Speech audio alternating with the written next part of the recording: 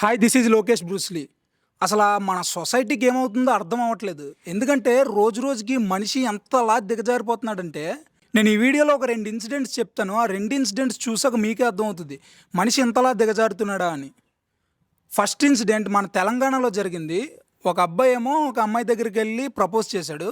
తను వీడి లవ్ని యాక్సెప్ట్ చేయలేదని చెప్పి పెట్రోల్ తీసుకొచ్చి తన పైన పోసేసి, నేను నిన్ను కాల్ చేస్తా, ఫైర్ పెట్టి అంటించేస్తా అని చెప్పి బెదిరించాడు.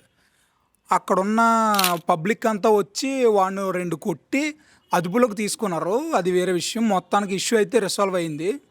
కానీ లవ్ యాక్సెప్ట్ చేయలేదని చెప్పి ఒక అమ్మాయి మీద పెట్రోల్ పోసి బెదిరించడం అనేది ఎంతవరకు కరెక్ట్? అసలు ఆ మెచ్యూరిటీ లెవెల్స్ ఎక్కడికి వెళ్ళాయి అన్నది నాకు ఒక డౌట్ వచ్చింది. అమ్మాయిలకి ఎంత సెక్యూరిటీ లేదో పబ్లిక్లో, అబ్బాయిలకు కూడా సేమ్ అదే సిచ్యువేషన్స్ ఉన్నాయి. ఇంకొక ఇన్సిడెంట్ ఎక్కడంటే కర్ణాటకలో జరిగింది.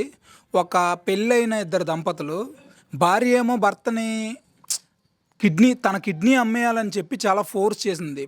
ఆర్థికంగా కొంచెం వీక్గా ఉన్నామని చెప్పి తన కిడ్నీ అమ్మేయమని చాలా ఫోర్స్ చేసింది.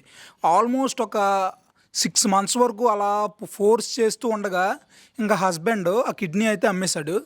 అమ్మేగా వచ్చిన డబ్బులు 10 లక్షలు. ఈ 10 లక్షలు అమౌంట్ వచ్చిన తర్వాత ఆ భార్య ఎవరైతే ఉన్నారో 10 లక్షలు పట్టుకొని బాయ్ ఫ్రెండ్తో వెళ్ళిపోయింది. ఏదో బ్రతుకుదాం అని అనుకుని, అది కూడా వాడికి ఇష్టం లేదు, ఏదో కష్టపడి పని చేసుకొని బ్రతుకుదామని అనుకున్నాడు. కాకపోతే ఈవిడ ఫోర్స్ చేసి, ముందుగా ప్రీ ప్లానెడ్గా ఉంది, ఫోర్స్ చేసి అమ్మించేసింది. వాడి ఒక ఆర్గాన్ అమ్మించేసి బాయ్ ఫ్రెండ్తో పారిపోయింది.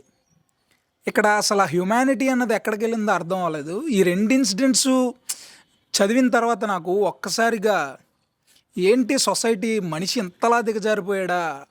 ఎక్కడ చూసినా సెల్ఫిష్నెస్ ఎక్కువైపోయింది. మనకు కావాలి అని అనుకున్నది మనకు వచ్చేయాలి, పక్కోడు ఏమైపోయినా పర్లేదు అనే టైప్లోకి వచ్చేసారు జనం కూడా. కేవలం ఈ 2 ఇన్సిడెంట్సే కాదు, ఇలాంటి చాలా ఇన్సిడెంట్స్ ఉన్నాయి. అవన్నీ మీ వరకు తీసుకొచ్చే బాధ్యత నాకు ఉంది. సో ఖచ్చితంగా తీసుకొచ్చే ప్రయత్నం నేను చేస్తా.